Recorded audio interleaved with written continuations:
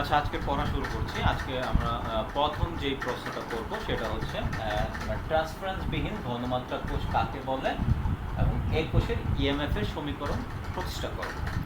তো আমরা ট্রান্সফারেন্স যুক্ত ঘনমাত্রা কোষ সে সম্পর্কে পড়েছিলাম। আজকে পড়ব হচ্ছে ট্রান্সফারেন্স বিহীন ঘনমাত্রা কোষ। তো ট্রান্সফারেন্স যুক্ত ঘনমাত্রা কোষ যখন আমরা পড়েছিলাম সে জায়গায় একটা জিনিস লক্ষণীয় ছিল, সেটা হচ্ছিল গিয়ে আমরা একটা কোষের মধ্যেই দুইটা ভিন্ন ঘনমাত্রা দুইটা ভিন্ন ঘনমাত্রার দ্রবণ, একই দ্রবণ কিন্তু ভিন্ন ঘনমাত্রা দুইটা পরস্পরের সংস্পর্শে ছিল। তোমার যেটা আমরা এই ধরনের সেলের মাধ্যমে দেখেছিলাম যে এদিকে এই সেল ছিল, এইদিকে এই সেল ছিল, এটার অ্যাক্টিভিটি A1, এটার অ্যাক্টিভিটি A2, তারা পরস্পরের টাচে ছিল, কোনো একটা সংস্পর্শে ছিল, যেটাকে আমরা বলছি তোমার ট্রান্সফারেন্স যুক্ত ঘনমাত্রা কোষ।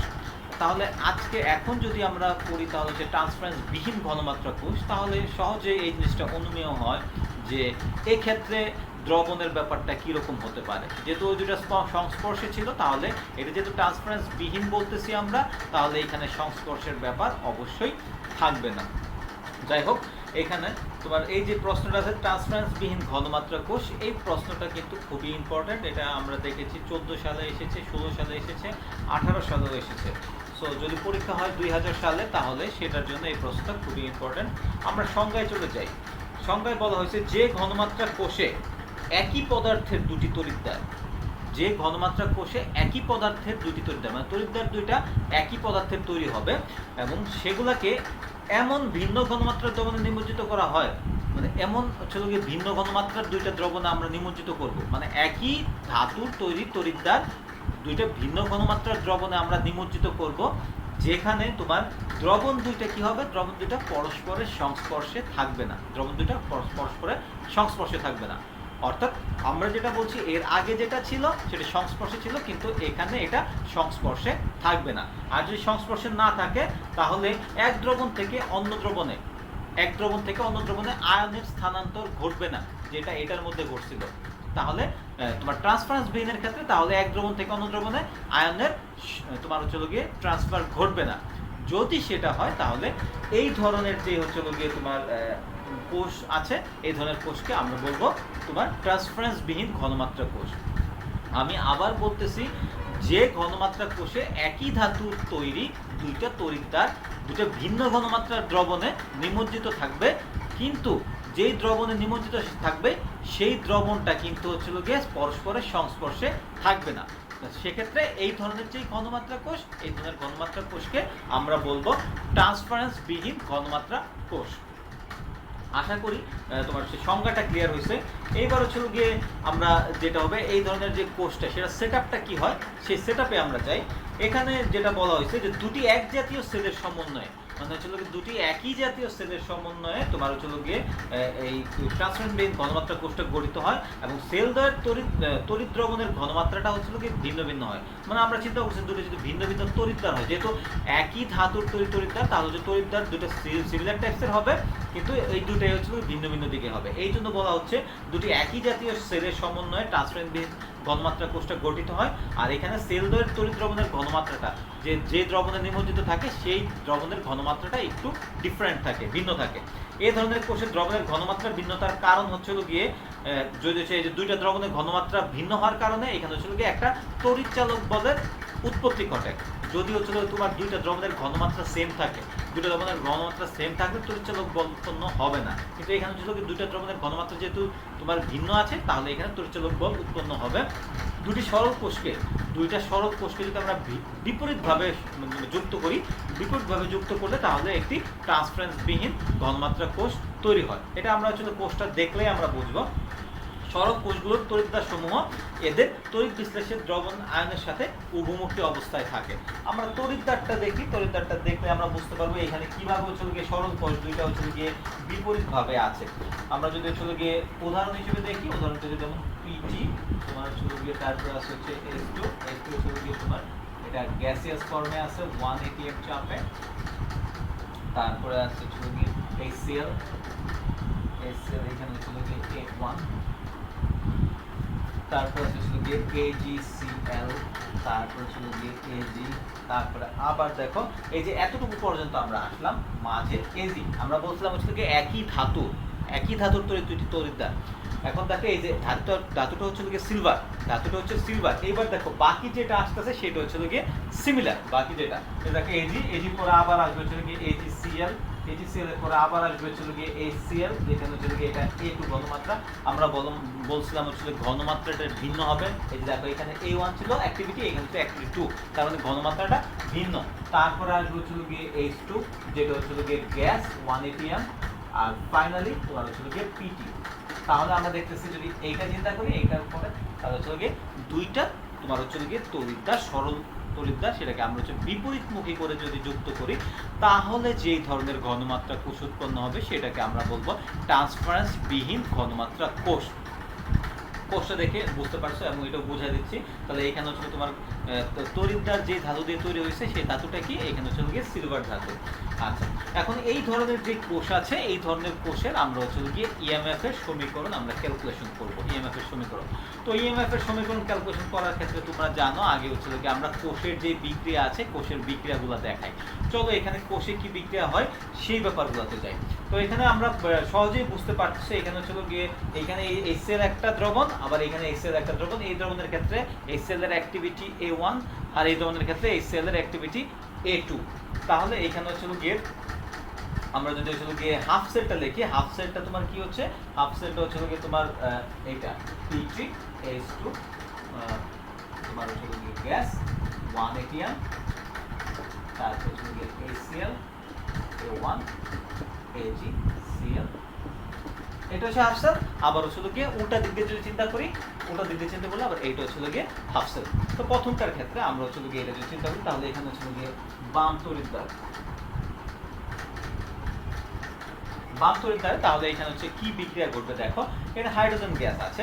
হাইড্রোজেন গ্যাস কি করবে, তোমার হচ্ছে গিয়ে হাফ হাইড্রোজেন গ্যাস যেটা হচ্ছে 1 atm প্রেসারে আছে, এটা আমরা লিখে দিলাম ব্র্যাকেটে। এটা কি করবে, সে হচ্ছে কি ইলেকট্রন ত্যাগ করবে। যদি ইলেকট্রন ত্যাগ করে তাহলে এখানে হচ্ছে কি আমরা পাই হচ্ছে কি H+ ইলেকট্রন। আশা করি এতটুকু বুঝতে কোনো সমস্যা নাই। এবার হচ্ছে ডান তড়িৎদ্বার,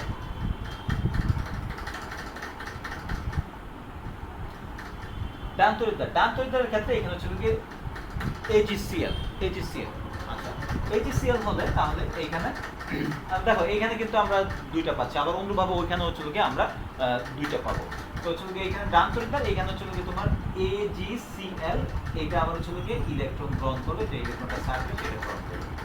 সেটা যদি গ্রহণ করলে এইখানে তোমার কি হয় Ag+Cl-। এই জায়গাটায় একটু পাজলড হতে পারো যে স্যার এখানে সিলভার কিভাবে হলো। ছোট্ট করে আমি বুঝিয়ে দিচ্ছি। এখানে হচ্ছে যদি সিলভার ক্লোরাইড থাকে, সিলভার ক্লোরাইড কি হয়, সিলভার ক্লোরাইড ভেঙে গেলে সিলভার প্লাস ক্লোরাইড মাইনাস। এবার যে ইলেকট্রন আছে, ইলেকট্রনটা কে গ্রহণ করবে, ইলেকট্রনটা গ্রহণ করবে সিলভার আয়ন। ইলেকট্রনটা যদি সিলভার আয়ন গ্রহণ করে তাহলে সিলভার আয়ন হয়ে যাবে সিলভার। ইলেকট্রন সিলভার আয়ন গ্রহণ করলে সিলভার আয়ন হয়ে যাবে সিলভার ধাতু। আর হচ্ছে গিয়ে Cl ক্লোরাইড আয়ন তো এখানে আছে, ক্লোরাইড আয়নটা এখানে ক্লোরাইড আয়ন হিসেবে থেকে যাবে। আশা করি এই জিনিসটা ক্লিয়ার হয়েছে। ওকে, তাহলে আমরা হচ্ছে দুইটা কোষে যে বিক্রিয়া হলো সেই বিক্রিয়াটা আমরা দেখে ফেললাম। এইবার যদি আমরা হচ্ছে গিয়ে মোট কোষ বিক্রিয়া যাই, মোট কোষ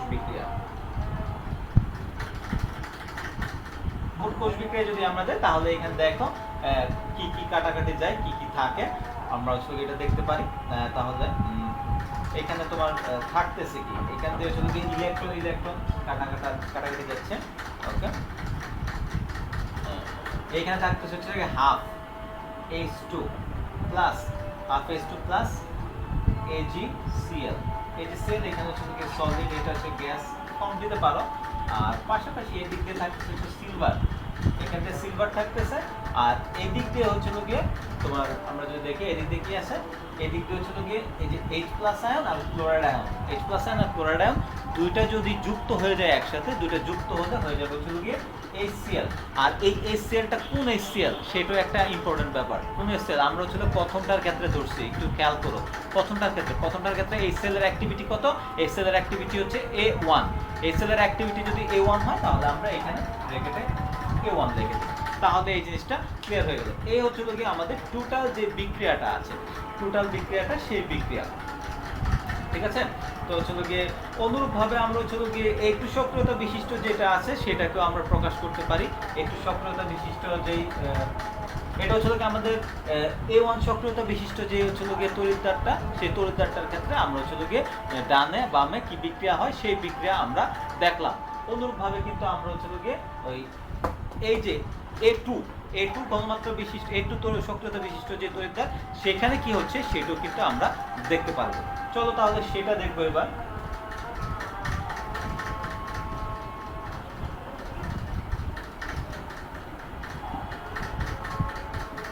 সেটা যদি লিখি সেটা লিখলে সেটা কিভাবে লেখাটা আসবে সেটা দেখো, তোমার হচ্ছে গিয়ে উল্টা হয়ে আসবে। তাহলে AG, তারপর হচ্ছে গিয়ে AgCl, তারপর আসবে হচ্ছে HCl যেখানে অ্যাক্টিভিটি হচ্ছে A2, তারপর আসবে হচ্ছে গিয়ে H2 গ্যাস 180 আর তারপর হচ্ছে গিয়ে PT, এইভাবে আসবে। তো এটা আমার মনে হয় না বোঝার কিছু নাই, এটা বুঝতে পারবা, এটা বোঝা যাবে। এই তো হচ্ছে গিয়ে এইটার ক্ষেত্রে আমরা হচ্ছে গিয়ে তোমার তাহলে হচ্ছে গিয়ে এইভাবে যে দুইটা কোষ আছে দুইটা কোষকে আমরা একসাথে যুক্ত করতে পারি। তো হচ্ছে গিয়ে এটা হচ্ছে গিয়ে এটা প্রথমটা আর এটা হচ্ছে গিয়ে দ্বিতীয়টা, এই দুইটাকে যদি আমরা যুক্ত করি তাহলে হচ্ছে গিয়ে আমাদের যেই ট্রান্সফারেন্স বিহীন ঘনমাত্রা কোষ হয় সেটা। অতএব এখানে যদি আমরা মোট বিক্রিয়া বলি, মোট বিক্রিয়াটা যদি হচ্ছে এইবার হচ্ছে যদি এইটার ক্ষেত্রে বলি, এইটার ক্ষেত্রে তো আমরা বিক্রিয়া দেখাইছিলাম, এটার ক্ষেত্রে আমরা ডানে বামে বিক্রিয়া দেখাইছিলাম। এবার যদি এটার ক্ষেত্রে আমার বিক্রিয়া দেখানোর দরকার নাই, জাস্ট যেটা পাইছিলাম আগেরটার ক্ষেত্রে যেটা পাইছিলাম সেটার ক্ষেত্রে জাস্ট এই সেলের জায়গায় আগেরটার ক্ষেত্রে যেটা পাইছিলাম। তো আমরা যেটা বলছিলাম যে হচ্ছে গিয়ে প্রথমটার ক্ষেত্রে আমরা হচ্ছে গিয়ে কিন্তু হচ্ছে গিয়ে ওই যে কোষের যে ফাইনাল যে টোটাল বিক্রিয়াটা কি হয়েছে সেই বিক্রিয়াটা আমরা প্রথমটার ক্ষেত্রে লিখেছিলাম। প্রথমটার ক্ষেত্রে যদি লিখে এবার দ্বিতীয়টার ক্ষেত্রে হচ্ছে গিয়ে ওই টোটাল যে বিক্রিয়াটা হবে ওটা সেমই হবে, কিন্তু বিক্রিয়াটা হচ্ছে গিয়ে জাস্ট উল্টা হবে। এই ক্ষেত্রে হচ্ছে গিয়ে তোমার ওই সাইডের যেটা ছিল ওই সাইডেরটা এই সাইডে চলে আসবে Ag প্লাস HCl। HCl এর ক্ষেত্রে সক্রিয়তা হবে হচ্ছে গিয়ে A2 আর এখানে অভিমুখী সাইন, এখানে হচ্ছে গিয়ে আর হচ্ছে থাকবে হচ্ছে গিয়ে হাফ H2 এটা গ্যাস আর হচ্ছে গিয়ে সিলভার ক্লোরাইড যেটা হচ্ছে গিয়ে সলিড। তার মানে আমরা সহজেই বুঝতে পারতেছি প্রথম সাইডে যেটা ছিল প্রথমটার ক্ষেত্রে বিক্রিয়াটা ছিল হচ্ছে গিয়ে উল্টা, এটার ক্ষেত্রে বিক্রিয়াটা জাস্ট হচ্ছে এটা উল্টো হয়েছে এরকম। তাহলে এইটা হচ্ছে গিয়ে এই সাইডে যে একটু সক্রিয়তা বিশিষ্ট যেটা ওইটার হচ্ছে গিয়ে তোমার কোষের টোটাল বিক্রিয়া, আর আগেরটা তো আমরা হচ্ছে দেখাইলাম। তাহলে আমরা দুইটা টোটাল বিক্রিয়া আমরা পেয়ে গেলাম, দুইটা টোটাল বিক্রিয়া। এখন হচ্ছে গিয়ে এই দুইটা বিক্রিয়া তোমার হচ্ছে গিয়ে এখন উপরোক্ত দুইটি কোষকে আমরা বিপরীতভাবে যুক্ত করলে আমাদের হচ্ছে গিয়ে ট্রান্সফারেন্স বিহীন ঘনমাত্রা কোষ যেটা আছে সেটা চলে আসে ওকে। এইবার হচ্ছে গিয়ে সুতরাং হচ্ছে গিয়ে মোট তোমার হচ্ছে গিয়ে কোষ বিক্রিয়াটা কি হবে সেটা যদি আমরা লিখি, মোট কোষ বিক্রিয়াটা তাহলে তোমার দেখো এই দিক দিয়ে হচ্ছে গিয়ে এটা আছে, আবার হচ্ছে গিয়ে আমরা যদি দুইটাই আমরা হচ্ছে যোগ করে ফেলি, দুইটা যোগ করে ফেলে তাহলে আমাদের হচ্ছে গিয়ে কোষ বিক্রিয়াটা কি হয় সেটা আমরা এবার চাই। কোষ বিক্রিয়া তাহলে এইটা হচ্ছে গিয়ে এইটার জন্য আর এইটার জন্য কোষ বিক্রিয়াটা কি ছিল, এটার জন্য কোষ বিক্রিয়াটা ছিল হচ্ছে গিয়ে half H2 gas plus AgCl তোমার হচ্ছে গিয়ে সলিড, এটা হচ্ছে গিয়ে তোমার Ag প্লাস HCl, এটা হচ্ছে গিয়ে A1। এই ছিল আমাদের দুইটা বিক্রিয়া। এবার এই দুইটা বিক্রিয়াকে যদি হচ্ছে আমরা সামারাইজ করি বা হচ্ছে একসাথে করি, দুইটা বিক্রিয়া একসাথে করলে আমাদের এখানে আমরা কি পাই দেখো, হচ্ছে অধিকাংশ জিনিস হচ্ছে আমাদের কাটাকাটি চলে যায়, এটা কাটাকাটি চলে যায়, এটা কাটাকাটি চলে যায়, এটা কাটাকাটি চলে যায়, এটা কাটাকাটি এটা সব কিছু কাটাকাটি চলে যায়। আমাদের এখানে আসলে হচ্ছে গিয়ে HCl A2 সব HCl A1 দুইটাকে যদি এবার হচ্ছে টোটাল যে দুইটা বিক্রিয়া আছে দুইটা বিক্রিয়াকে যদি আমরা একসাথে করি, দুইটা বিক্রিয়াকে একসাথে করলে যেটা হবে সেটা হচ্ছে আমাদের HCl A2 উভমুখী sign HCl A1। এতটুকু পর্যন্ত আমাদের আশা করি কোনো সমস্যা নাই, ঠিক আছে। তো এই এতটুকু পর্যন্ত বের করলাম। এইবার হচ্ছে কি আমরা আমাদের যে হচ্ছে কি EMF এর সমীকরণ, EMF এর সমীকরণটা কিভাবে বের করতে হয় সেই বের করে যাচ্ছি এতটুকু পরে।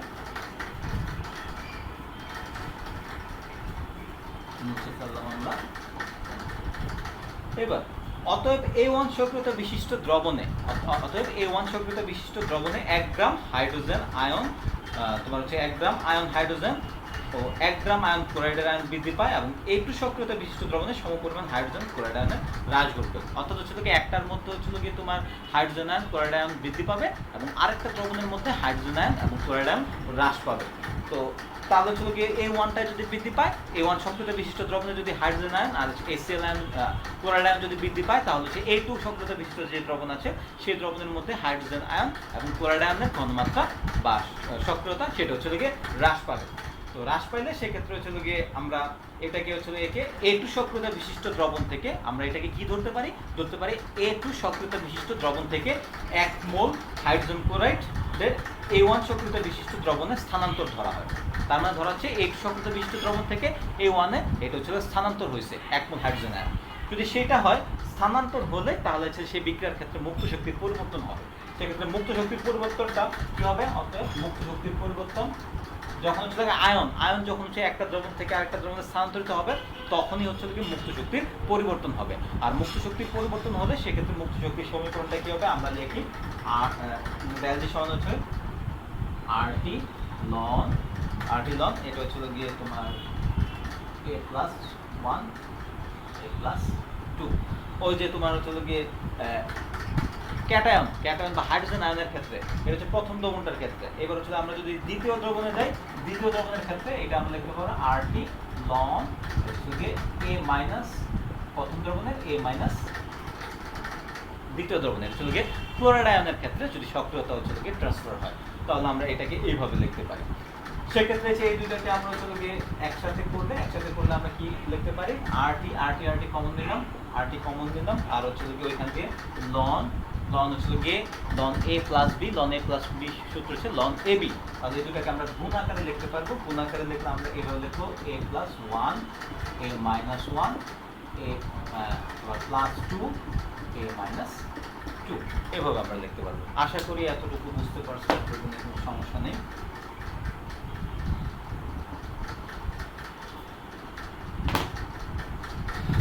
আমাদের তাহমিনা কি ঢুকতে পারছে? তাহলে এখান থেকে আমরা হচ্ছে গিয়ে সামনের দিকে যাই। সামনের দিকে গেলে আমাদের হচ্ছে গিয়ে যেটা হবে আবার হচ্ছে গিয়ে এখান দিয়ে আমরা যেটা করতে পারবো এটাকে আমরা লিখতে পারবো RT ln A+-1 A+-2 এরকম আমরা লিখতে পারি।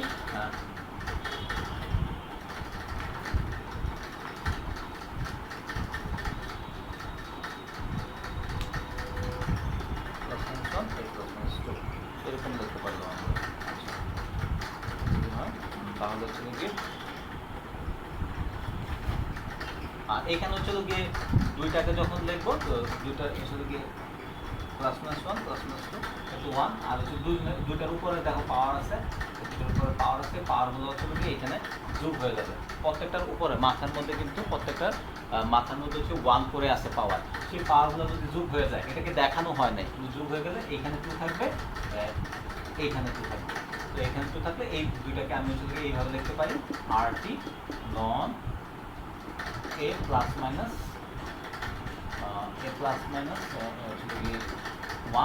A+-2 আর এখান দিয়ে আমি হচ্ছে লিখতে পারি 2 A+-2 এখানে হচ্ছে 2 আসতে পারে। তো দুইটা কিভাবে আসতে বুঝতেই তো পারছো, এখানে 1 আছে, এটা পাওয়ার, এটা পাওয়ার 1, দুটো যখন এক হয়ে যায় তখন হচ্ছে পাওয়ার দুটা যোগ হয়, গুণ থাকলে যোগ হয়, সোজা নিয়ম।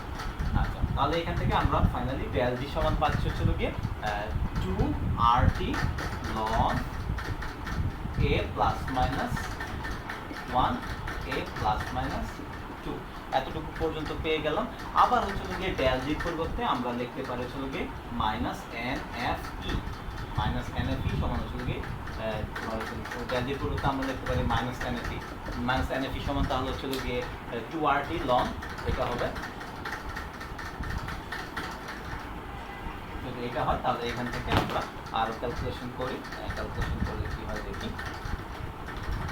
তো এখান থেকে হচ্ছে আমরা F যেটা আছে তোমার হচ্ছে এটা যেহেতু ছিল গিয়ে 1 মোলের জন্য আমাদের 1 মোল, এই জন্য N = 1। আর হচ্ছে গিয়ে তোমার হচ্ছে এখান থেকে F যেটা আছে Fটাকে হচ্ছে এটা নিচে নিয়ে এসে পড়ি, তাহলে আমরা লিখতে পারি E সমান হচ্ছে গিয়ে তোমার -2RT/F লন তোমার হচ্ছে গিয়ে a plus minus 1 a plus minus 2 এতটুকু পর্যন্ত আমরা লিখে ফেললাম।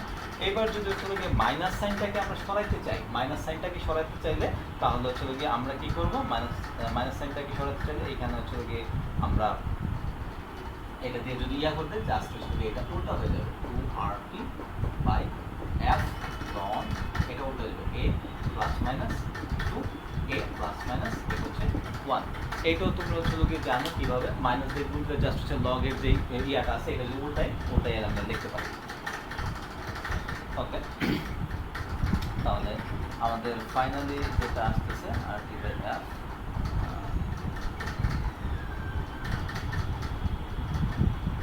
এখানে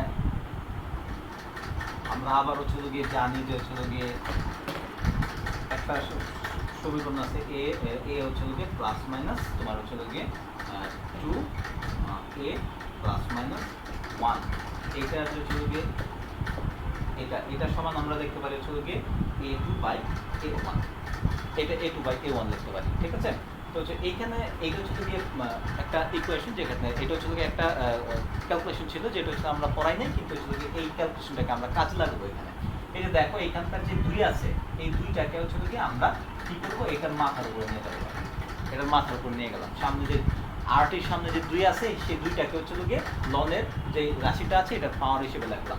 এবার আবার এই পাওয়ারটা সমান আমরা কি জানি, এই পাওয়ারটা সমান আমরা জানি a2 বাই a1, যাতে এখানে যা আছে সেটা সমান। তাহলে এখান থেকে আমরা ফাইনালি লিখতে পারি ফাইনালি আমরা লিখতে পারি E সমান হচ্ছে RT by f loan a2, মানে a প্লাস মাইনাস 2 যেটা সেটাকে আমরা a2 লিখতে পারি, কারণ এখানে হচ্ছে প্লাসও আছে মাইনাসও আছে ion, plus ion minus ion দুটাই যদি থাকে তাহলে আমরা বলতে পারি যে হচ্ছে এটার এটা সক্রিয়তা হচ্ছে a2, আর নিচে হচ্ছে a প্লাস মাইনাস দুইটাই আছে, মানে সক্রিয়তা প্লাস সক্রিয়তাটাও আছে মাইনাস সক্রিয়তাটাও আছে, তার দুইটা মিলে হচ্ছে a1 হয়ে যায়, a1 হয়ে যায়। তো এই হচ্ছে আমাদের ট্রান্সফারেন্স বিহীন যে ঘনমাত্রা কোষ, ট্রান্সফারেন্স বিহীন ঘনমাত্রা কোষের ক্ষেত্রে এটা হচ্ছে ইএমএফ এর সমীকরণ। তো এইখানে উল্লেখ্য যেটা আছে যে কোষটির মুক্ত শক্তির মান ঋণাত্মক হয়, কোষটির মুক্ত শক্তির মান ঋণাত্মক হয়, ই কোষ অবশ্যই ধনাত্মক হবে, ই কোষ ধনাত্মক হবে তখনই ধনাত্মক হবে যখন হচ্ছে a2 is greater than a1 হবে। বলছে কোষের মুক্ত শক্তির মান ঋণাত্মক হয় যদি ই কোষ অবশ্যই, ই কোষ বা ই সেল অবশ্যই ধনাত্মক হবে, অবশ্যই ধনাত্মক হবে। কখন ধনাত্মক হবে ই সেল তখনই ধনাত্মক হবে যখন হচ্ছে activity a2 is greater than activity a1 হয়। তো এই ছিল আমাদের হচ্ছে ট্রান্সফারেন্স বিহীন ঘনমাত্রা কোষ যেটা আছে সেটার ইএমএফ এর সমীকরণ। তো এখানে এটা সম্বন্ধে যদি কোনো প্রবলেমস থাকে এবার প্রশ্ন করতে পারো। তরল জাংশন পটেনশিয়াল,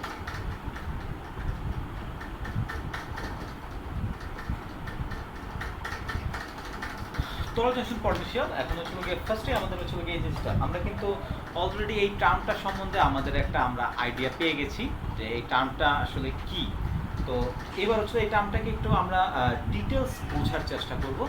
এটা নর্মালি টিকা হিসেবে আসে তরল জাংশন পটেনশিয়ালটা, এবং এটা একটা ইম্পর্টেন্ট কোশ্চেন। এটা হচ্ছে আমরা যদি অ্যানালাইসিস করি দেখি হচ্ছে গিয়ে তোমার 16 সালে এসেছিল এবং 18 সালে এসেছিল, তার মানে লাস্ট 2টা বছরে এসেছে। সো আমরা যদি 2000 সালের পরীক্ষা হয় তাহলে এটা একটা ইম্পর্টেন্ট প্রশ্ন হয়ে যায়।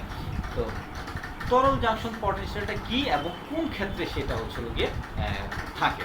তো আমরা যখন হচ্ছে গিয়ে এই যে আমরা যখন হচ্ছে পড়লাম ওই যে প্রথম যে প্রশ্নটা পড়লাম যে হচ্ছে গিয়ে ট্রান্সফারেন্স যুক্ত ঘনমাত্রা কোষ, সেখানে দুইটা ভিন্ন ঘনমাত্রার একই দ্রবণ পরস্পরের সংস্পর্শে ছিল।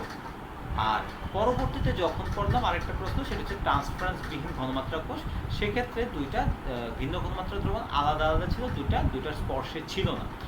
ওকে, তাহলে হচ্ছে গিয়ে তরল জাংশন পটেনশিয়ালটা কোন জায়গায় উৎপন্ন হয় হচ্ছে যদি দুইটা ভিন্ন ঘনমাত্রার দ্রবণ, ভিন্ন ঘনমাত্রার একই দ্রবণ পরস্পরের সংস্পর্শে থাকে এবং একটা থেকে আরেকটার মধ্যে আয়ন ট্রান্সফার হয়, সেই ধরনের যে দ্রবণের যে কোষগুলো আছে ওইখানে হচ্ছে তরল জাংশন পটেনশিয়াল উৎপন্ন হয়।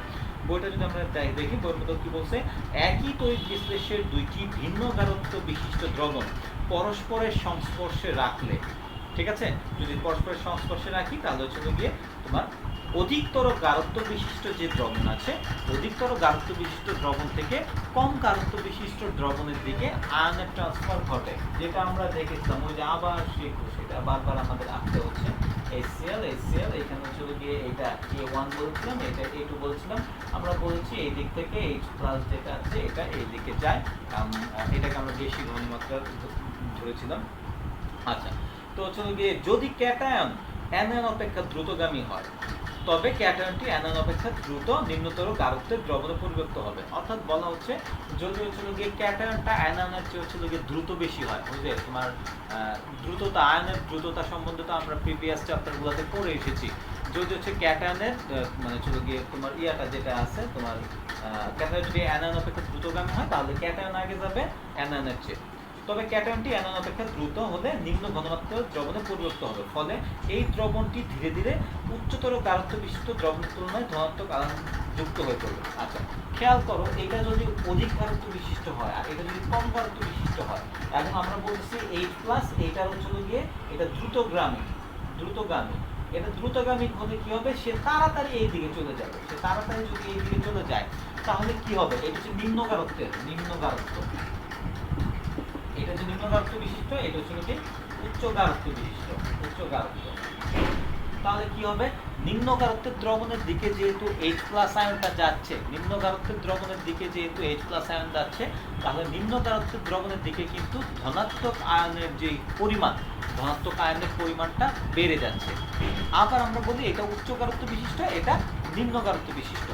এবার হচ্ছে কি আমরা বলছি যখন দুইটা এরকম একই দ্রবণ পরস্পরের সংস্পর্শে থাকবে, ঘনমাত্রা ভিন্ন, তখন হচ্ছে গিয়ে যদি ক্যাটায়নের যে গতি সেটা যদি অ্যানায়নের গতি অপেক্ষা বেশি হয় তাহলে উচ্চতর ঘনমাত্রা থেকে ক্যাটায়নটা নিম্নতর ঘনমাত্রার দিকে যাবে। ফলে একসময় দেখা যাবে নিম্ন ঘনমাত্রার যে দ্রবণ সেখানে ধনাত্মক আধান যেটা আছে, ধনাত্মক আধানের পরিমাণটা বেশি হয়ে যায়। ধনাত্মক আধানের পরিমাণ যদি হচ্ছে গিয়ে বেশি হয় তাহলে হচ্ছে গিয়ে তবে হচ্ছে ক্যাটায়ন, তাহলে হচ্ছে গিয়ে ফলে এই দ্রবণে ধীরে ধীরে উচ্চ গাঢ়ত্বের দ্রবণ বিশিষ্ট দ্রবণের তুলনায় ধনাত্মক আধান যুক্ত হয়ে পড়বে। আবার যদি ব্যাপারটা এরকম হয়ে যায় যে ক্যাটায়ন অপেক্ষা অ্যানায়ন দ্রুতগামী, ক্যাটায়ন অপেক্ষা দ্রুত, এটা হচ্ছে আমি প্রথমটা বললাম হচ্ছে ক্যাটায়ন দ্রুতগামী। এবার যদি হচ্ছে অ্যানায়ন দ্রুতগামী হয় তাহলে অ্যানায়নটা আগে যাবে, অ্যানায়নটা আগে গেলে তখন কি হবে, নিম্নতর গাঢ়ত্ব বিশিষ্ট যে দ্রবণটা সেটা হচ্ছিল গিয়ে সেখানে আগে হয়েছিল হচ্ছে ধনাত্মক আধান বেশি হয়ে গেছিল, এইবার হয়ে যাবে হচ্ছে গিয়ে ঋণাত্মক আধান বেশি হয়ে যাবে। সুতরাং ক্যাটায়ন ও অ্যানায়নের যে কোনো একটি অপরটি অপেক্ষা হচ্ছে ক্যাটায়ন এবং অ্যানায়ন এর মধ্যে যে কোনো একটা অপরটা থেকে যদি দ্রুতগামী হয় তাহলে নিম্ন ঘনমাত্রা বিশিষ্ট যে দ্রবণটা আছে সেটাতে কখনো ধনাত্মক আধান বেশি হয়ে যাচ্ছে, কখনো হচ্ছে গিয়ে ঋণাত্মক আধান বেশি হয়ে যাচ্ছে। ঠিক আছে, ফলে হচ্ছে গিয়ে তোমার কি হয়, তোমার সুতরাং এখানে হচ্ছে গিয়ে ব্যাপারটা এরকম হয়, তোমার হচ্ছে গিয়ে সুতরাং ক্যাটায়ন অ্যানায়নের যে কোনো একটি অপরটি অপেক্ষা দ্রুতগামী হলেই উভয় দ্রবণের সংস্পর্শে একটি বৈদ্যুতিক তোমার হচ্ছে গিয়ে দ্বিস্তর উৎপন্ন হবে। বৈদ্যুতিক দ্বিস্তর উৎপন্ন হওয়ার কারণ কি, একটা জায়গায় হচ্ছে গিয়ে তোমার প্লাস আয়ন বেশি, একটা জায়গায় মাইনাস আয়ন বেশি, একটা জায়গায় প্লাস আয়ন কম, একটা জায়গায় মাইনাস আয়ন কম, এরকম হচ্ছে। ফলে এখানে একটা হচ্ছে কি বৈদ্যুতিক একটা দ্বিস্তর বা একটা স্তর উৎপন্ন হয়ে যাচ্ছে। ওই আয়নের ভারসাম্য এখানে বিনষ্ট হচ্ছে, আয়নের ভারসাম্য বিনষ্ট হওয়ার কারণে এখানে একটা বৈদ্যুতিক স্তর হয়ে যাচ্ছে। এই বৈদ্যুতিক স্তর হয়ে যাওয়ার কারণে তোমার দ্বিস্তর হয়ে যাওয়ার কারণে বিপরীত আধানের মধ্যে আকর্ষণের জন্য, বিপরীত বৈদ্যুতিক আধানের কারণে, বৈদ্যুতিক আধান যে দ্বিস্তর তৈরি হলো এটার কারণে কি হয়, এটার কারণে হচ্ছে গিয়ে বিপরীত যে আধানগুলো আছে, বিপরীত আধানগুলোর মধ্যে আকর্ষণের জন্য একটা পটেনশিয়াল পার্থক্য সৃষ্টি হবে। বিপরীত ওগুলোর মধ্যে একটা আকর্ষণ সৃষ্টি হবে, ফলে একটা পটেনশিয়াল বিভব সৃষ্টি হবে। ঠিক আছে, পটেনশিয়াল বা বিভব সৃষ্টি হবে। আর এই যে বিভবটা সৃষ্টি হয় এই বিভবটাকেই বলা হয় তরল জাংশন পটেনশিয়াল। তো আমরা আরেকবার বলি, উচ্চ ঘনমাত্রা বিশিষ্ট দ্রবণ, নিম্ন ঘনমাত্রা বিশিষ্ট দ্রবণ। তো হচ্ছে গিয়ে যদি হচ্ছে গিয়ে উচ্চ ঘনমাত্রা বিশিষ্ট দ্রবণের ক্ষেত্রে যে ক্যাটায়ন অ্যানায়ন আছে সেখানে ক্যাটায়নেরটা যদি দ্রুতগামী হয় তাহলে ক্যাটায়ন আগে আসবে আর অ্যানায়নটা পরে আসবে। ফলে নিম্ন ঘনমাত্রা বিশিষ্ট দ্রবণের মধ্যে আগেই তোমার ধনাত্মক চার্জ বেশি হয়ে যাবে। এবার উল্টা, যদি হচ্ছে অ্যানায়ন যদি দ্রুতগামী হয় তাহলে অ্যানায়নটা এখানে আগে আসবে, তাহলে এইটা তখন হচ্ছে মাইনাস হয়ে যাবে। আগে হচ্ছিল প্লাস, এটা হয়ে যাবে মাইনাস। তো এখানে কি হচ্ছে, আয়নের ভারসাম্য এখানে রক্ষা হচ্ছে না, ফলে এখানে হচ্ছে একটা দ্বিস্তর তৈরি হবে। দ্বিস্তর বিশিষ্ট একটা হচ্ছে কি তোমার বৈদ্যুতিক দ্বিস্তর, এটাকে বলা হচ্ছে বৈদ্যুতিক দ্বিস্তর উৎপন্ন হবে। বৈদ্যুতিক দ্বিস্তর উৎপন্ন হওয়ার কারণে এখানে হচ্ছে দুইটা দ্রবণের সংযোগ স্থলে তোমার হচ্ছে গিয়ে ওই পজিটিভ আর নেগেটিভ আয়নের মধ্যে একটা আকর্ষণ সৃষ্টি হবে, এবং সেখানে হচ্ছে গিয়ে এই আকর্ষণের জন্য একটা পটেনশিয়াল পার্থক্য, বিভব পার্থক্য, পটেনশিয়াল পার্থক্য বা বিভব পার্থক্য সৃষ্টি হবে। যে বিভব পার্থক্য সৃষ্টি হয়, বিভব পার্থক্যটাকে আমরা বলেছিল গিয়ে তরল জাংশন পটেনশিয়াল। এটাই হচ্ছিল গিয়ে আমাদের, যদি আমরা হচ্ছিল গিয়ে তরল জাংশন পটেনশিয়ালটা কি সেটা, তো এটাকে হচ্ছিল গিয়ে আমরা সংজ্ঞা আকারে বলতে পারি। সংজ্ঞা আকারে বললে এইভাবে বলা হয়, একই তড়িৎ বিশ্লেষ্য ঘটিত দুটি ভিন্ন ঘনমাত্রার দ্রবণ পরস্পরের সংস্পর্শে রাখলে তড়িৎ বিশ্লেষ্যটির ক্যাটায়নের গতিবেগের পার্থক্যের কারণে তোমার হচ্ছে গিয়ে দ্রবণ দুটির সংস্পর্শে বিপরীত আধানযুক্ত, দ্রবণ দুটির সংস্পর্শে, যেখানে দ্রবণ দুটির সংযুক্ত হয়েছিল, দ্রবণ দুটির সংস্পর্শে দুটি বিপরীত আধানের আকর্ষণের ফলে একটা বৈদ্যুতিক দ্বিস্তর যুক্ত হয়, ফলে ওইখানে একটা বিভব সৃষ্টি হয়। আর এই যে বিভব বা পটেনশিয়াল বা পার্থক্য, পটেনশিয়ালের পার্থক্য সৃষ্টি হয়, সেই পটেনশিয়ালের পার্থক্যকেই বলা হয় তরল জাংশন পটেনশিয়াল। তো আশা করি তরল জাংশন পটেনশিয়ালটা কি সেটা আমরা বুঝতে পেরেছি। তো হচ্ছে গিয়ে এটা কিন্তু হচ্ছে তোমার তরল জাংশন পটেনশিয়ালটা, এটা কিন্তু হচ্ছে গিয়ে বাইরে থেকে কোনো বিভব পার্থক্য সৃষ্টি করতেছি না, আমরা বাইরে থেকে কোনো কিছু বিভব পার্থক্য সৃষ্টি করতেছি না, এটা ভিতরে তোমার ভিতরের ক্রিয়ার ফলেই হচ্ছে উৎপন্ন হয়ে যাচ্ছে। ফলে এটা হচ্ছে একটা কোষের ক্ষেত্রে এটা কিছু সমস্যা সৃষ্টি করে, মানে কোষের মধ্যে যখন অটোমেটিক্যালি একটা বিভব পার্থক্য তৈরি হয়ে যায়, তাহলে কিন্তু আমরা হচ্ছে অরিজিনাল যে বিভব পার্থক্য সেটার ক্ষেত্রে কিন্তু এটা একটা ইফেক্ট তৈরি করে। এই জন্য হচ্ছে গিয়ে তোমার আমরা হচ্ছে গিয়ে যদি কোনো কোষের বিভব বা ইএমএফ আমরা যদি সঠিকভাবে নির্ণয় করতে চাই, তাহলে সেখানে তরল জাংশন পটেনশিয়াল এই ধরনের যদি কোনো বিভব সৃষ্টি হয়, সেটা হচ্ছে রিমুভ করতে হবে। তো সেই রিমুভ করারও আবার হচ্ছে গিয়ে প্রসেস আছে, সেই রিমুভ করার প্রসেসটা আবার হচ্ছে গিয়ে 365 পৃষ্ঠা আবার নিচের দিকে দেওয়া আছে। তো সেটা হচ্ছে গিয়ে আমরা সেটা আমাদের হচ্ছে প্রয়োজন হবে না, আমরা হচ্ছে গিয়ে তরল জাংশন পটেনশিয়ালটা কি সেটাই হচ্ছে গিয়ে আমরা জানবো। তো আমরা এটা জানলাম, তার মানে হচ্ছে এটা দাঁড়াচ্ছে তরল জাংশন পটেনশিয়ালটা হচ্ছে গিয়ে কোষের ভিতরে অটোমেটিক্যালি তৈরি হচ্ছে, এবং এটা হচ্ছে গিয়ে যদি আমরা কোনো কোষের বিভব মাপতে যাই, তখন কিন্তু এটা এখানে একটা প্রভাব বিস্তার করে। সেক্ষেত্রে হচ্ছে গিয়ে আমরা যে অরিজিনাল যেই মান বা ভ্যালু আমরা পেতে যাব, সেটা কিন্তু আমরা পাবো না। ফলে এইটাকে কোনো কোষের মধ্যে যদি তরল জাংশন পটেনশিয়াল থাকে, তাহলে সেটাকে আমাদের দূর করতে হবে, সেই দূর করারও প্রসেস আছে। তো আশা করি তরল জাংশন পটেনশিয়ালটা কি সেটা বুঝতে পারছো। তারপর যদি কোনো সমস্যা থাকে এবার হচ্ছে প্রশ্ন করবা।